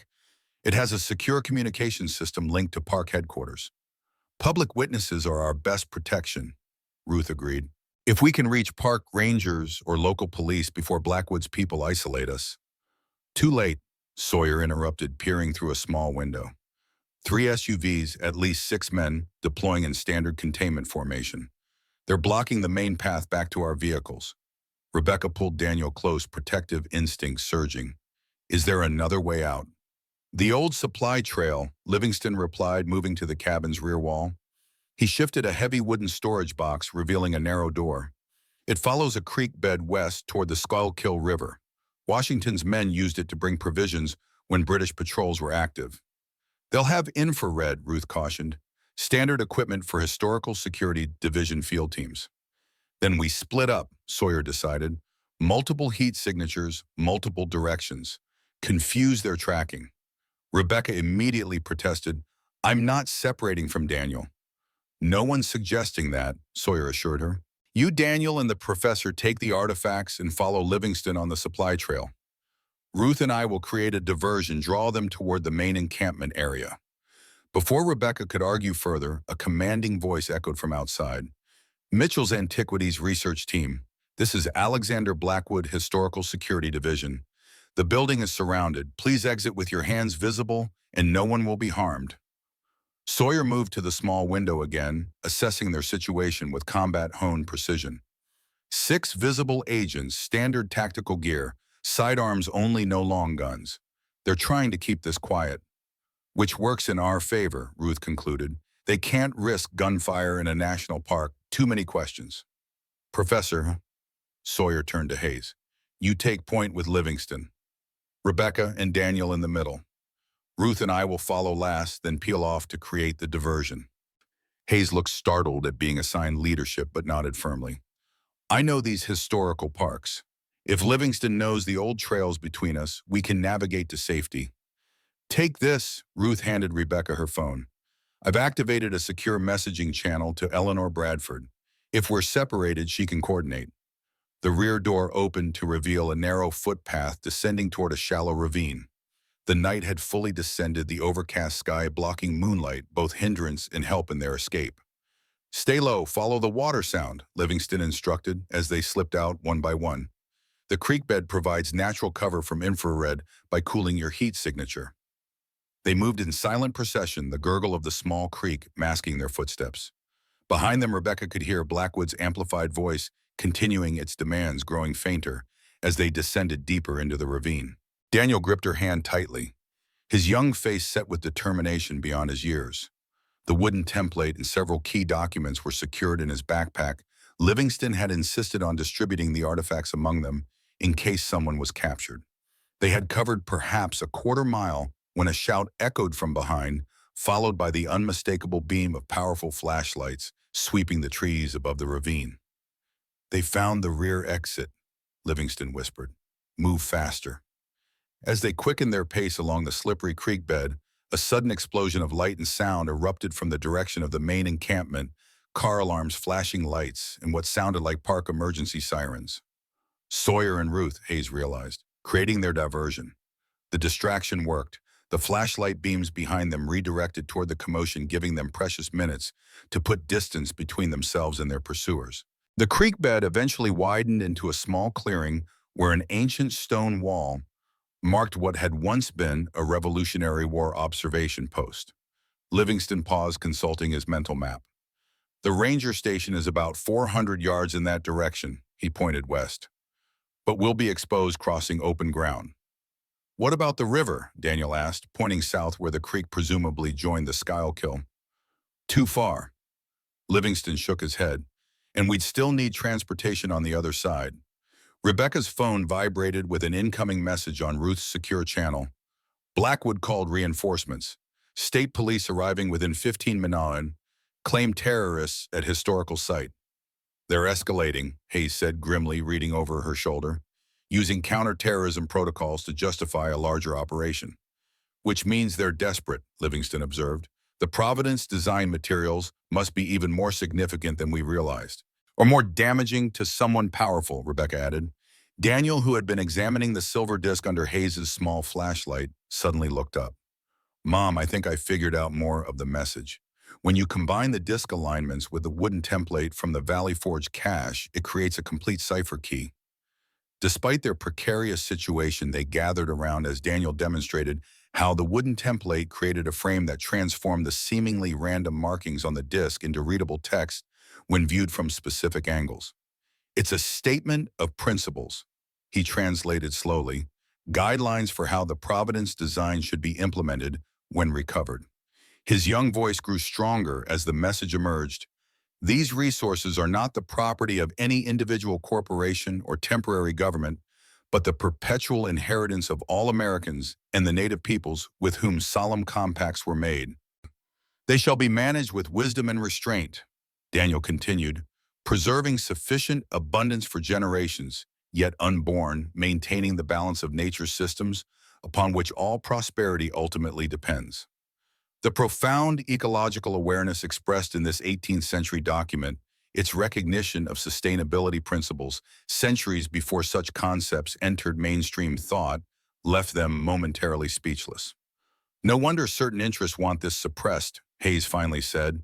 "It establishes legal precedent for environmental stewardship that would challenge countless modern extraction practices, and recognizes Native American resource rights that would upend territorial claims worth billions," Livingston added. A distant crashing sound in the underbrush interrupted their revelation. Pursuit was closing in again. "We need to reach that ranger station," Livingston urged. "Public witnesses and official documentation are our only protection now." And they resumed their journey, moving as quietly as possible through the darkened forest. The terrain grew increasingly challenging as they left the creek bed for higher ground, the late October leaves creating a treacherous carpet underfoot. "Wait," Sawyer's voice came unexpectedly from the darkness ahead. The Vietnam veteran materialized from behind a massive oak, Ruth at his side. Both looked winded but unharmed. "Diverted most of them toward the visitor center," Ruth reported. "But Blackwood and 2 agents continued tracking us. They're close, maybe 5 minutes behind." "The ranger station?" Hayes asked hopefully. Sawyer shook his head. "Blackwood's people got there first. They're using counterterrorism protocols to clear all official personnel from the area." "We're being isolated," Ruth confirmed grimly. "Then we changed strategies," Rebecca decided, her voice finding new authority. "Instead of running from Blackwood, we force a confrontation, but on our terms with the evidence fully documented and distributed." "What do you have in mind?" Livingston asked. "Washington's headquarters, the official one in the main park complex. It's a public building with security cameras, alarm systems, and historical significance that makes it difficult for Blackwood to control the narrative." "She's right," Hayes nodded. "And if we can reach my academic contacts before Blackwood's people completely lock down communications, we create witnesses they can't easily silence." "It's risky," Sawyer cautioned. "We'd be walking directly into their containment zone." "Which makes it the last thing they'll expect," Rebecca countered. "Sometimes the boldest move is the safest." A new message appeared on Ruth's secure channel. "Bradford mobilizing legal team. Media contacts on standby. Need public confirmation of discovery ASAP." The decision crystallized. They would make their stand where Washington himself had once defied conventional wisdom and transformed defeat into the foundation for ultimate victory. Moving in tight formation, they redirected toward the park's central complex. Sawyer and Ruth took point, their intelligence backgrounds evident in how they assessed sight lines and cover positions. Livingston shared his knowledge of maintenance paths that bypassed the main trails, allowing them to approach Washington's headquarters from an unexpected angle. The imposing stone structure stood illuminated by security lighting, its historical significance emphasized by National Park Service signage. Two black SUVs were parked nearby, confirming Blackwood's presence, but the building itself appeared unguarded, the historical security division apparently focusing their search efforts elsewhere in the park. "They've established a perimeter but left the central location undermanned," Sawyer observed. "Classic error when pursuing multiple targets."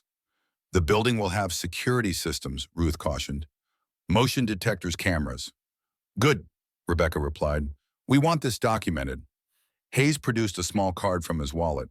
"I have research credentials for the National Archives. It won't stop Blackwood, but it establishes legitimate academic purpose for our presence." They approached the headquarters building, directly making no attempt at concealment. Hayes used his credentials to access the after-hours researcher entrance, a procedure he had used at numerous historical sites throughout his career. The interior was hushed and solemn, rooms preserved as they would have appeared when Washington commanded the Continental Army through its darkest winter. Display cases contained period artifacts and explanatory placards recounting the hardships endured and the resolve maintained. "Appropriate," Livingston remarked quietly. "We've returned the Providence design to the place of its conception." Hayes quickly located the site's computer system in the curator's office. "I need to document everything and transmit to secure academic repositories before Blackwood arrives," he explained, connecting his camera to the computer. "How long?" Sawyer asked, positioning himself by the window with clear sight lines to the approaching pathways. 5 minutes to upload the basic documentation, 10 for the complete analysis," Hayes replied, fingers flying over the keyboard. Rebecca and Daniel arranged the physical artifacts on the curator's desk: the silver disc, the wooden template, the Bradford transit, which Eleanor had entrusted to them, and the Washington key. Together they formed a remarkably sophisticated navigational and cryptographic system, one that revealed the technical ingenuity of the founding generation. "Vehicle approaching," Sawyer announced tensely.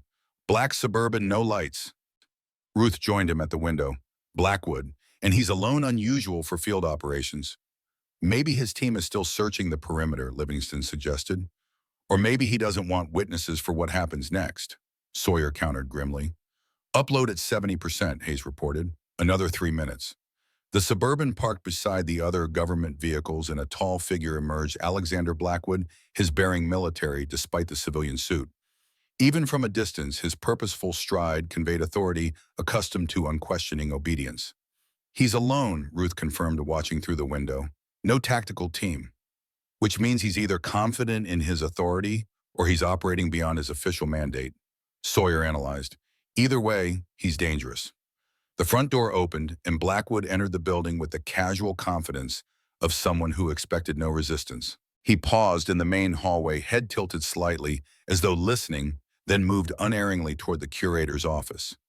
"He knows we're here," Ruth whispered. "Let him come," Rebecca decided. "We're done running."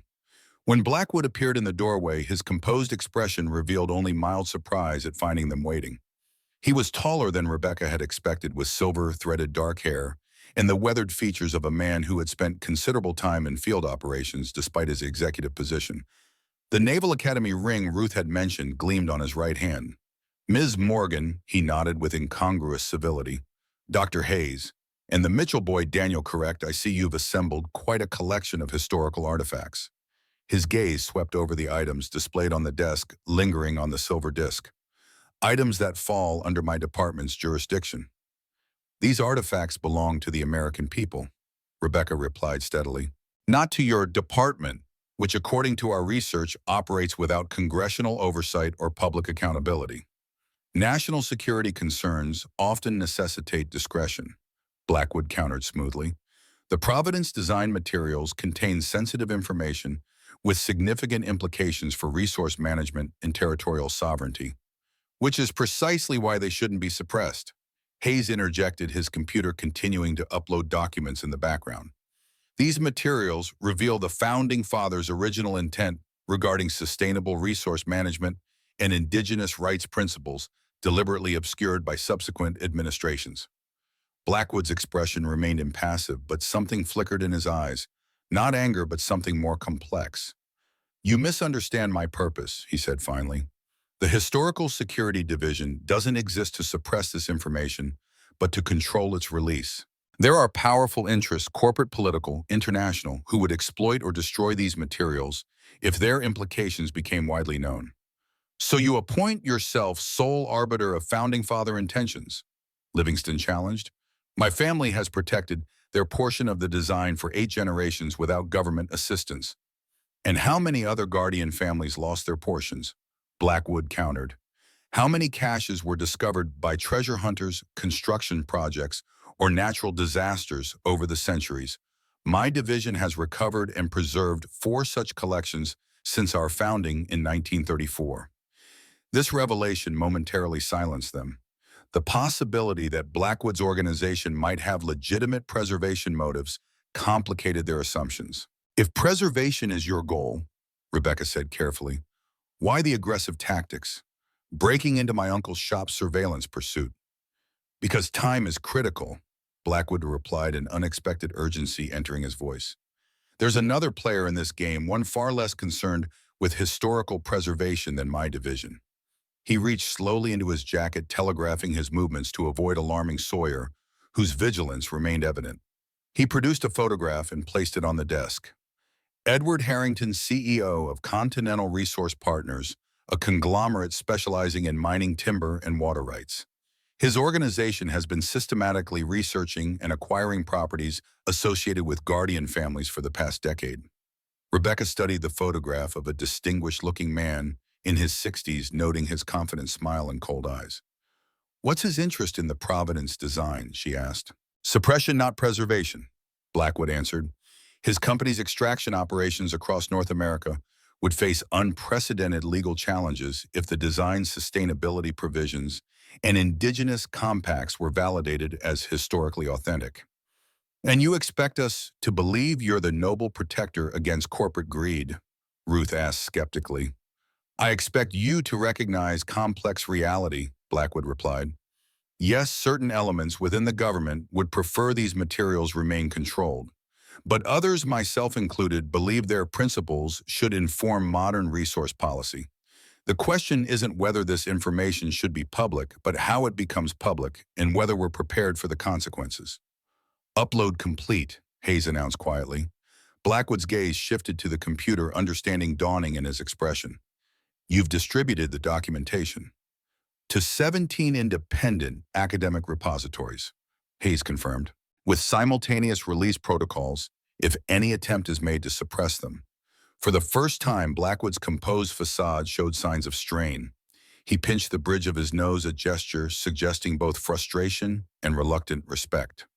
You forced the issue, he acknowledged, though you may not fully comprehend what you've set in motion. Before anyone could respond, a new voice entered the conversation, cultured, authoritative, and chillingly calm. How right you are, Director Blackwood.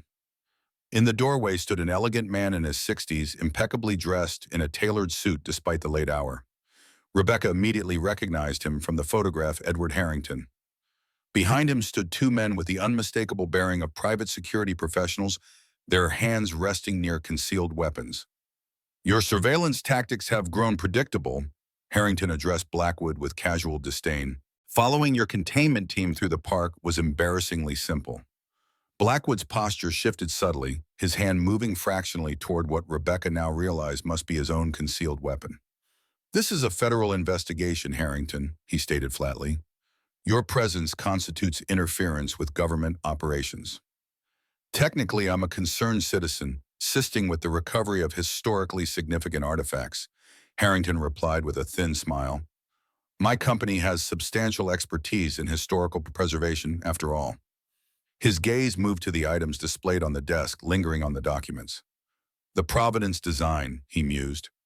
My grandfather spoke of it, called it Washington's folly, impractical idealism that would have strangled American industrial development in its cradle, or established sustainable practices that would have prevented countless environmental disasters and indigenous displacements, Hayes countered. Harrington's smile never reached his eyes. History is written by those who build the future, Professor, not those who cling to the past. The Founding Fathers created a framework, not a prison. Each generation determines its own relationship with the resources Providence provides. The design isn't just about resources. Daniel spoke up unexpectedly, his young voice steady despite the tension. It's about promises. The founders promised the native peoples and future Americans that the land and water would be protected. Breaking promises isn't progress. Harrington regarded the boy with surprised reassessment. Remarkable articulation for one so young. You must be the Mitchell decoder James spoke of so highly. The casual reference to James Mitchell sent a chill through Rebecca. You knew my uncle. We had several conversations regarding his research, Harrington confirmed. I offered substantial funding for his historical preservation efforts. He declined, unfortunately. Before or after his stroke? Sawyer asked bluntly. Something dangerous flickered in Harrington's eyes, but his smile remained fixed. A tragic loss to the historical community. Much like the tragedy about to occur here, a group of trespassers damaging priceless artifacts during an ill-advised after-hours break-in. The threat hung in the air, made more sinister by its civilized delivery. That scenario faces several obstacles, Blackwood stated coldly. First, I've activated emergency protocols throughout the park. Every security camera is now streaming to National Park Service headquarters. Second, as Director of Field Operations for a federal agency, any threat to myself or these civilians constitutes a federal offense. For the first time, uncertainty crossed Harrington's features. And third, Blackwood continued, I took the precaution of notifying the Pennsylvania State Police that unauthorized individuals had breached park security. Their response time to Valley Forge is approximately 12 minutes. By my calculation, they should be arriving. He glanced at his watch. Right about now. As if on cue, distant sirens became the audible, growing rapidly louder. The standoff balanced on a knife's edge, Harrington calculating his diminishing options, Blackwood maintaining his authoritative stance despite being potentially outgunned by the security professionals. It was Rebecca who broke the impasse, stepping forward with a clarity of purpose that surprised even herself. The Providence design doesn't belong to any of us, not to guardian families, government agencies, or corporations. It belongs to the American people and to history itself. She gestured to the artifacts on the desk. These aren't just relics, they're a vision of what America could be, a reminder of founding principles that transcend temporary advantage. She turned to Blackwood. Your division exists because someone in government once recognized the importance of preserving historical truth even when inconvenient. If you truly believe in that mission, help us ensure these materials serve their intended purpose. The distant sirens grew closer now, accompanied by the distinctive flashing lights of emergency vehicles approaching the park entrance. Harrington's calculated smile faded, replaced by cold pragmatism. This conversation isn't concluded, he stated, turning to leave. Merely postponed. The economic implications of these materials ensure that powerful interests will continue to pursue them, interests beyond your comprehension. And powerful principles will continue to defend them, Rebecca countered. With a final measuring look, Harrington departed his security detail, flanking him as they moved swiftly toward a different exit than the approaching sirens. You should have arrested him, Sawyer told Blackwood.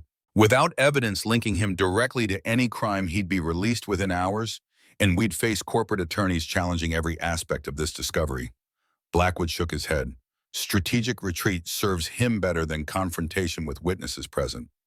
The distant doors of the visitor center banged open, voices calling out as state police entered the building. What happens now? Rebecca asked Blackwood.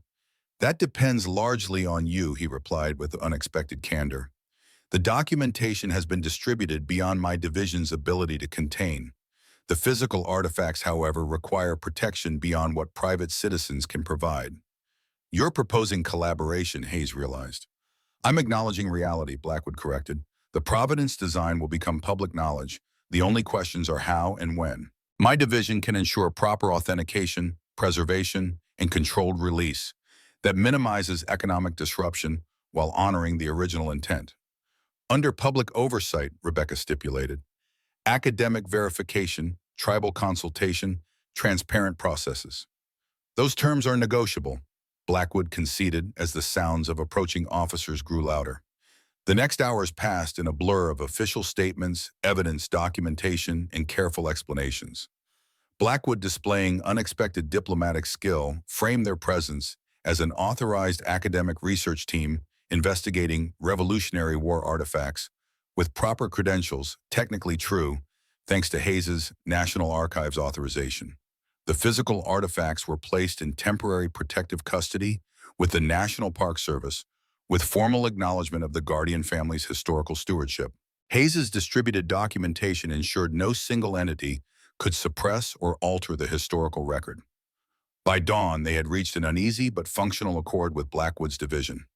The Providence design materials would undergo comprehensive authentication under multi-agency oversight, including independent academic verification and tribal nation representation. The Guardian families would retain ceremonial custodianship, acknowledging their centuries of preservation efforts.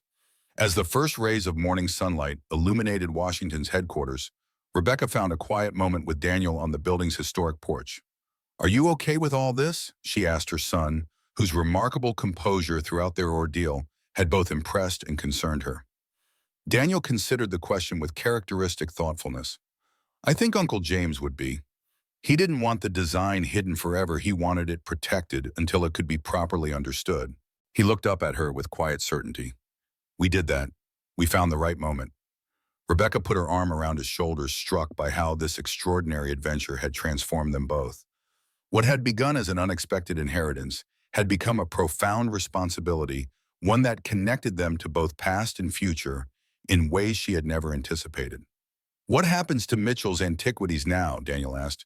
"Do we go back to Boston?" The question gave Rebecca pause. In the intensity of their discovery, she had given little thought to practical matters of livelihood and home. "I'm not sure," she admitted. "The shop is still ours, but I'm not exactly an experienced antique dealer." "You're a guardian," Daniel corrected with absolute conviction. "Just like Uncle James, and now I am too." Ruth approached, overhearing their conversation. "For what it's worth, Bay Point could use a good historical research center. James always said the shop should evolve into something more educational." The seed of possibility took root in Rebecca's mind. Her editorial background, combined with their newfound historical connections, could transform Mitchell's Antiquities into something that honored both its past and the legacy they now carried. Mitchell Historical Research and Conservation. She tested the name aloud, specializing in Revolutionary War documentation and artifact authentication. With special rates for academic researchers and tribal historical preservation offices, Daniel added enthusiastically. "You'll need partners." Hayes joined them, his academic reserve giving way to boyish excitement. "My sabbatical from Bay Point College starts next semester. I've been looking for a suitable research project. And I could use a legitimate cover for keeping an eye on Blackwood's division," Ruth added with a wink. As the discussion expanded to include practical considerations and potential projects, Rebecca felt a presence at her side. Sawyer stood quietly, observing, his weathered face thoughtful. "James would approve," the Vietnam veteran said simply. "He believed history should be a living thing, not locked behind glass." "Will you stay in Bay Point?" Rebecca asked him. Sawyer considered this. "Someone needs to maintain security protocols. These artifacts may be documented now, but Harrington and others like him won't simply surrender their ambitions." "The Guardian tradition continues," Rebecca realized. "Evolves," Sawyer corrected. like the nation itself. As the morning progressed, official procedures were completed and they were finally cleared to leave Valley Forge. Blackwood approached Rebecca one last time, his official demeanor softened by something approaching respect. The Historical Security Division will honor its commitments, he assured her, but remain vigilant. Harrington represents interests that operate on longer timescales than government administrations or corporate quarterly reports. Is that a warning or a recruitment pitch? Rebecca asked Riley. Perhaps both, Blackwood admitted. The line between adversary and ally is rarely as clear as we might wish. The Founding Fathers understood this. It's why they created systems of checks and balances rather than placing their trust in individuals alone. He extended his hand, which Rebecca accepted after a moment's hesitation. Until our paths cross again, Ms. Morgan. Or should I say Guardian Morgan. As they departed Valley Forge, the autumn sun illuminated the historic landscape where Washington's army had endured that pivotal winter where defeat had been transformed into the foundation for eventual victory through perseverance and principled vision. Rebecca thought about the silver disc now secured in government vault, soon to be exhibited with proper context in the Smithsonian. The Mitchell Key had fulfilled its purpose not by revealing material treasure, but by unlocking a legacy of principles that had waited patiently for the right moment to reemerge. Eleanor Bradford's Volvo carried them back toward Bay Point, where a shop on Harbor Street awaited transformation. Daniel dozed in the back seat, exhausted from their adventure, but wearing a small smile of satisfaction. Beside him, Hayes was already sketching plans for a proper research facility incorporating the shop's historic elements. In the rearview mirror, Rebecca caught sight of Ruth and Sawyer following in their vehicle, new allies forged through shared purpose and danger. Beyond them, the open road stretched toward Bay Point and the future they would build there. The inheritance that had initially seemed like a burden had become something far more valuable than property or artifacts. It had become a mission connecting them to both America's founding vision and its continuing journey, a legacy not of treasure but of principles worth preserving for generations yet unborn. 6 months later, Mitchell Historical Research and Conservation celebrated its grand opening in the renovated storefront on Harbor Street. The original pawnshop elements remain, but the space had been transformed with research facilities, conservation equipment, and educational displays explaining the Providence design discovery. Academic researchers, tribal representatives, and government preservation officials mingled with Bay Point locals, examining the detailed replicas of the artifacts now touring major museums across the country. The original silver disc, the Mitchell Key, had pride of place in the Smithsonian's new Founding Vision exhibition, alongside the Bradford Transit and other authenticated components of the Providence design. Eleanor Bradford, elegant as ever despite her years, raised a glass in quiet toast. To James Mitchell, who kept faith with his ancestors' trust, and to the new guardians who ensure that trust continues. Daniel, growing taller by the month and now the youngest ever junior member of the Bay Point Historical Society, demonstrated the replica cipher system to fascinated visitors. His natural talent for codes and historical patterns had blossomed under Hayes's mentorship, earning him advanced placement in school and the admiration of professional cryptographers. Rebecca, watching her son share his knowledge with the enthusiasm only an 11-year-old could muster, felt a profound contentment. Their lives had been irrevocably changed by a hidden floor safe and a silver disc transformed from struggling survivors to custodians of American principles that transcended political divisions and temporary advantage. Outside the shop windows, autumn leaves danced along Harbor Street, their golden hues catching the October sunlight. Inside, history lived and breathed anew, safeguarded by those who understood that the most valuable inheritance was not gold or land, but wisdom preserved for the right moment and the courage to share it when that moment arrived. The doorbell chimed as a distinguished elderly man entered, leaning lightly on a carved walking stick. Ms. Morgan, he introduced himself with a courtly nod. James Caldwell of Newport. I believe we share a common inheritance. From his pocket, he produced a small brass object that unmistakably matched the design elements of the Mitchell Key. My grandfather spoke of the Providence design. I believe the time has come to complete the assembly. Rebecca smiled, recognizing that their journey was far from over. The search for Washington's vision continued, a quest not for hidden treasure, but for the nation's best self preserved in fragments across generations, waiting patiently to be made whole again. As autumn sunlight filters through the trees at Valley Forge, the legacy of the Founding Fathers finds its guardians not in marble monuments or government institutions, but in ordinary Americans who choose to stand for principles that transcend time. Rebecca Morgan came to Bay Point seeking nothing more than financial survival. She discovered instead a birthright of responsibility that stretched back nearly 250 years.